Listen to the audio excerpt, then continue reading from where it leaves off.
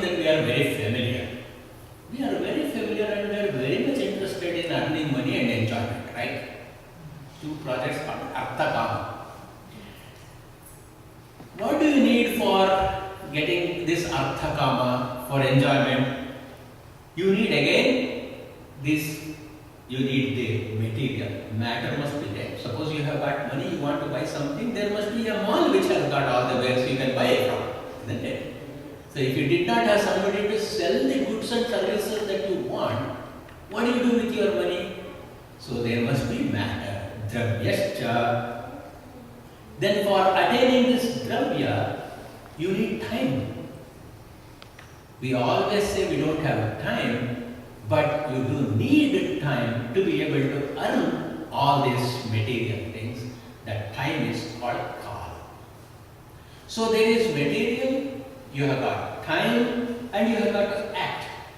That activity is called karma. Then the fourth important point is you must have the inspiration and the tendency to do that. It must be, you must be hardwired to do that. That's called swabhava. So dravya, karma, kalascha, swabhavo jiva evacha. It is when these things are there, the dravya, the karma, which is activity and action, used in time, then what happens? You are happy. Yad anugraha santi. If it is absent, na santi yad upekshaya. So therefore, even in spiritual activity, for the sake of acquiring certain spirituality, you must have a material to go to. The material to go to is Shastra.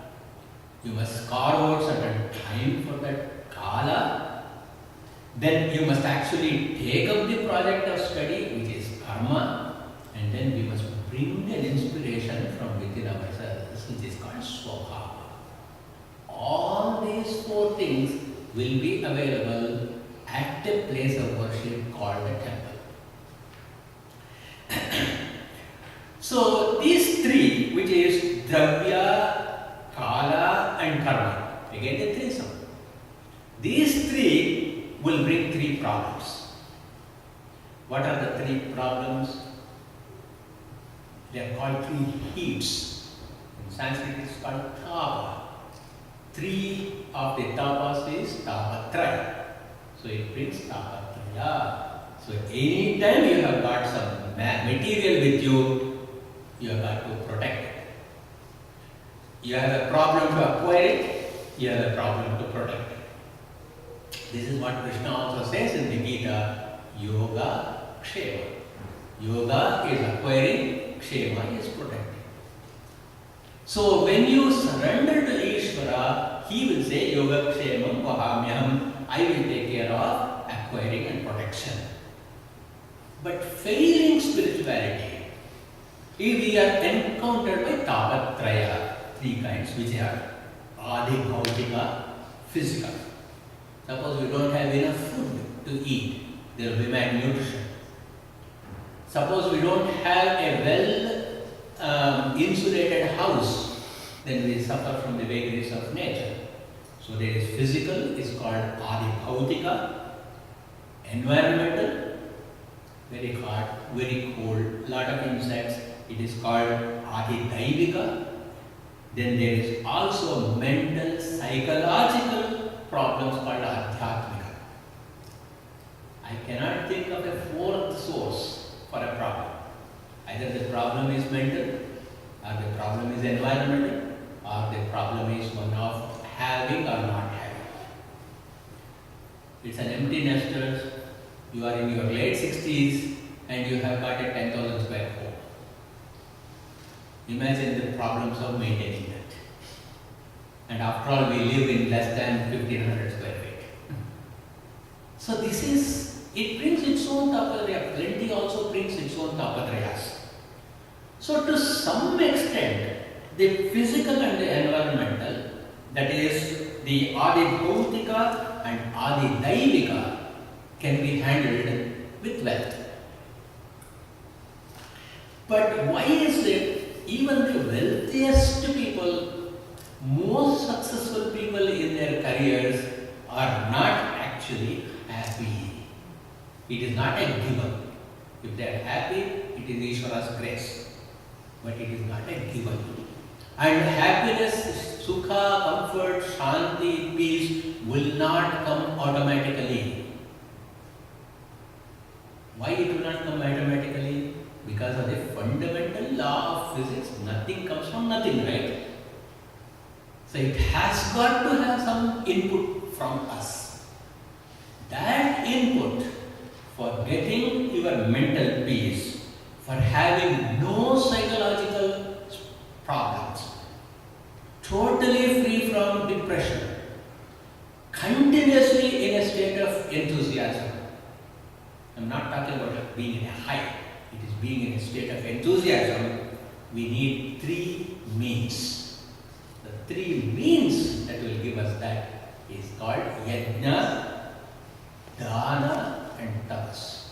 Yagna means worship, Dana means charity and sharing, Tapas means contemplation and thinking. So having this in mind, one of the most beautiful mantras that our sages gave us was Om Vishwani Deva Savitar Durhita Parasuva Yad Bhadram Tanma Asuva. O Vishwani Deva, you co-creates the entire universe. Who is this power and the strength behind creation, preservation and destruction? Vishwani Deva. Savita, he is the hero of our today's contemplation. Who is Soorya, who is the most luminous but at the same time self-luminous. Every other object in the universe is a reflection of a self-luminous entity. The concept of self-luminosity is Soorya. So please note that we are only in passing referring to the actual burning star, Soorya.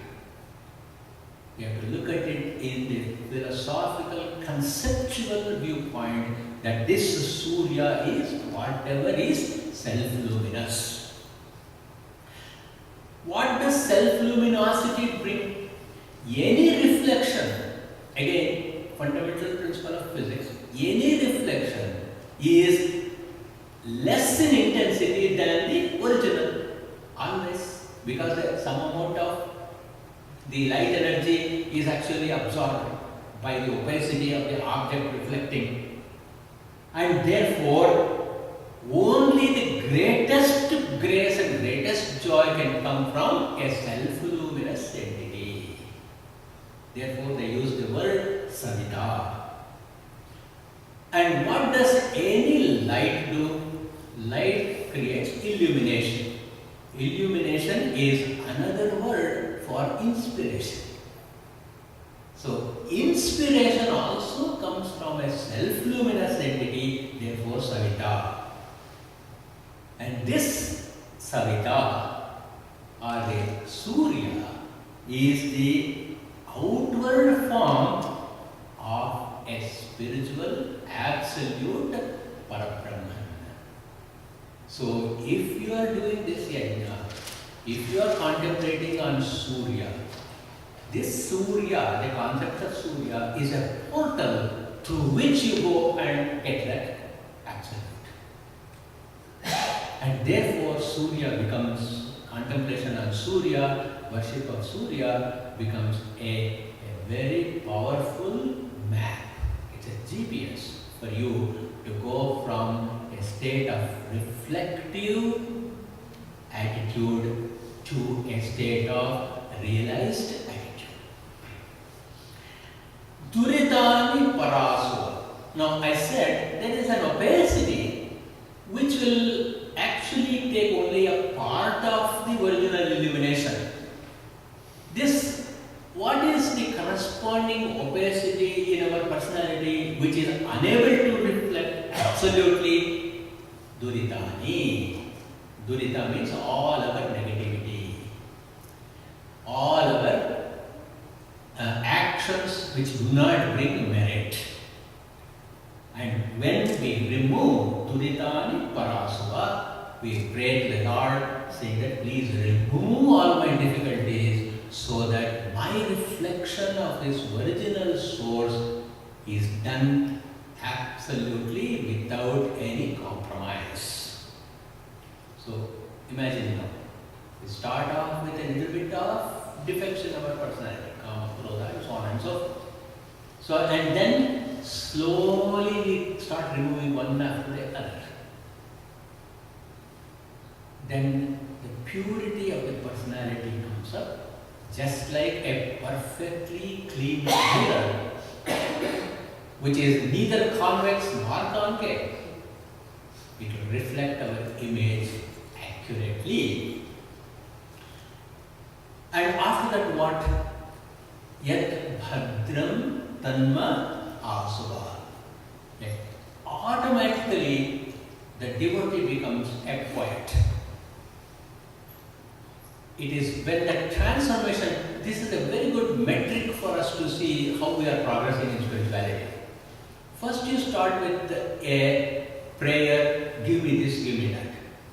And then from prayer, you slightly change and start admiring the glory of the creation. From mere admiration of the glory of the creation, you become a poet. So when you have become a poet in your heart, and you go into a state of absorption when you see the beauty, at that point of time you can say you have been able to get all that is auspicious. The Sanskrit term for that is bhadram. Yat bhadram tanma asuva. How do you know you have reached that state? When you are always in a state of being uplifted, you are in a state of being in joy, you bring a harmony in your family. Every family will have some conflict with some member of the family. Why not we take up the leadership and say, I am going to neutralize all the conflicts in my family. For that, I should have no conflict within me. Because when I am free from conflict, then I operate from that center of no conflict. And then you start making sure that everyone in your family is prosperous, is happy, is joyous, and you love them and they love you. Another consequence of this is you will start living long. We always say that I want long life. We have got the mantras, we'll talk about that shortly. So that desire to live for 100 years, that desire to live 100 years very effectively, and you are living for 100 years is desired by everyone in your family. Look at the beauty. It is not just that I want to live for 100 years. Everyone around me must say, please live for 100 years. We want you amidst us. That happens when Yadvadram Tanma Asuva. And this we have got to pray every single day by saying, please bring this to me from all the four corners. So this is the metaphor when you see Jesus Christ when many pictures, when his arms are widely open. What is that metaphor? That metaphor is saying that he has expanded to such a yogic state that you welcome everything from the creation. So that is why we have designed in the Vedic way. In fact, I encourage every one of you to learn how to do the Sandhya, the Sandhya Vandana. So please approach Panditji, he will actually initiate you into that. One of the things we do in the morning and in the evening is we face the sun. And then I'll just give you one of the mantras. Om Namah Prachye Dishe Yascha Devataha Etasyam Prativasanti Etabhyascha Namo